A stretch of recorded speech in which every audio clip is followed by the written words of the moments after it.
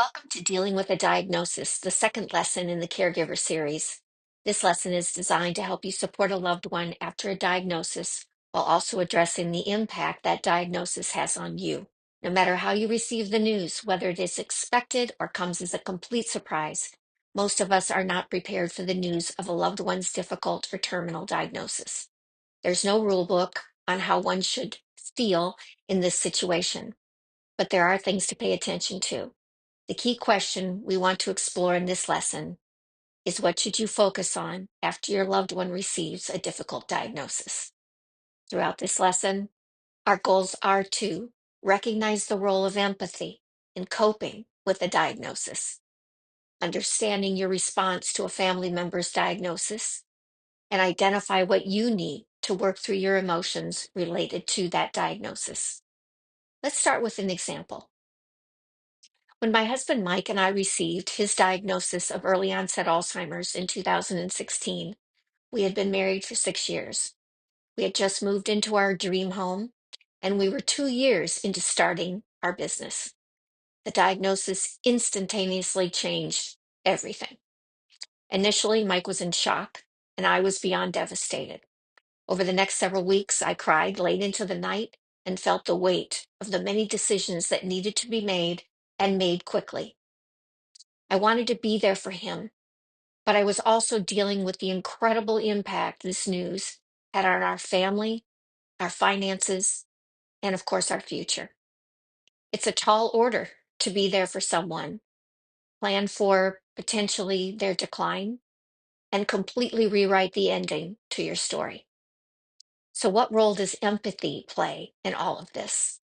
Well, it requires us to put ourselves in someone else's shoes.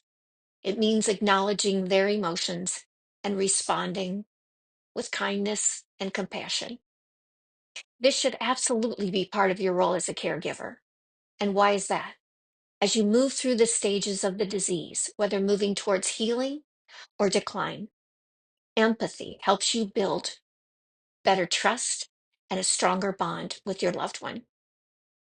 These behaviors are necessary to experience this journey in the most positive way possible. If you've already received the diagnosis and are early in this journey, how has your loved one responded to the news? Have you seen behavior related to shock, fear, anger, sadness, complacency, maybe hope, or a combination of many different emotions? You need to be able to meet your loved one where they are. They may be grieving, and grief looks different on everyone. Or they may not even fully understand or comprehend, like my husband, what the diagnosis really means. If you can balance your empathy with good communication skills, you can begin to build a plan together to deal with the news in a healthy way. Now, let's talk about you, the caregiver. It's imperative that you have the emotional intelligence, or we call it EQ, in this role, or the ability to recognize, understand, and monitor your emotions and to respond in healthy and productive ways.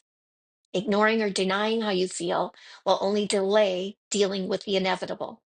Not addressing your feelings can result in depression, health challenges, or even extended unhealthy behaviors such as alcohol or drugs.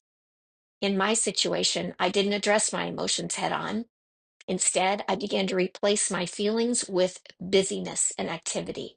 It wasn't until after Mike passed that I realized how much I had suppressed and couldn't move forward or heal until I had faced the years of pent up emotions.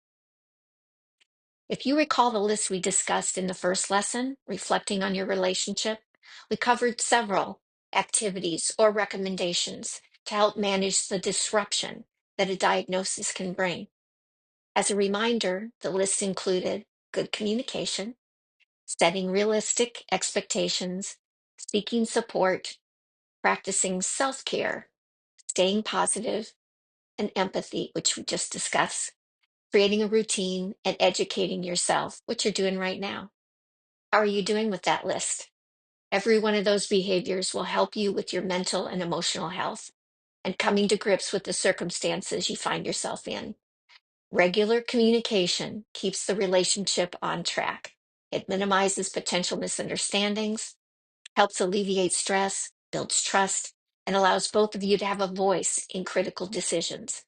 If communication is not your strength, now's a good time to establish a cadence that is comfortable for you and your loved one to talk. Make sure the time you set aside for a discussion is not during mealtime or other activities where you can get distracted. Next, I want to talk to you about why a routine is so important. A diagnosis can completely turn your life upside down. It may take some time to determine what the new routine needs to be, but it's critical that you establish that routine as soon as reasonably possible. Just as we discussed how a regular cadence of communication will minimize conflict and confusion, a daily routine will do the same. Predictability during a health crisis is essential. You and your loved one need to be able to agree on even the most basic of activities. When are meals occurring? When is rest happening? When do we do errands? When do social interactions occur? Bedtime routines. Now, you don't need to be rigid, but you should try to be consistent. There's so much about a diagnosis that can't be controlled. So, an agreement on a daily or weekly routine is foundational to making the relationship work during the most stressful times. The routine may need to be adjusted, of course, along the way, but maintaining some discipline in this regard will do wonders to keep the peace. If you haven't connected the dots yet, practicing empathy, good communication skills, and incorporating a routine to help build trust between you and your loved one will go a long way. There are many stressful moments ahead of you, but you are far more likely to successfully maneuver those challenges if you and your family member have a strong bond rooted in trust. A lack of trust creates confusion, it creates conflict, and that generates stress. Why purposely add more stress to an already challenging situation? Dealing with a diagnosis means facing the reality of your circumstances, owning the behaviors that drive a healthy environment, and adjusting or pivoting when necessary. I mentioned in reflecting on your relationship that the goal should be to look for ways to reduce negative behaviors so that you and your loved one can spend time on more productive and positive activities.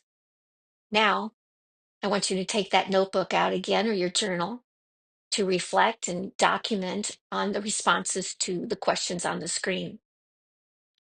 What does your weekly routine need to be to minimize stress and increase communication?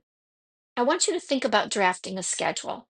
And if you already have one in place, just document that schedule and look for places that can be improved. Highlight that schedule and agree on any adjustments. Then post it where you both have access. Remember, communication is key. I'm proud of you for taking on that assignment and for taking on caregiving.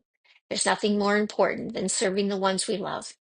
Caregiving is the ultimate demonstration of love. I know how difficult it can be. I watched my husband, my best friend, the person I admired the most in the world, become someone I didn't recognize. But the journey taught me life lessons that I would have never learned under any other circumstances. So let's work to make sure that you have a fulfilling and positive experience as a caregiver. And congratulations, you have completed the second lesson in the Caregiver Journey program. Now, go take on the day.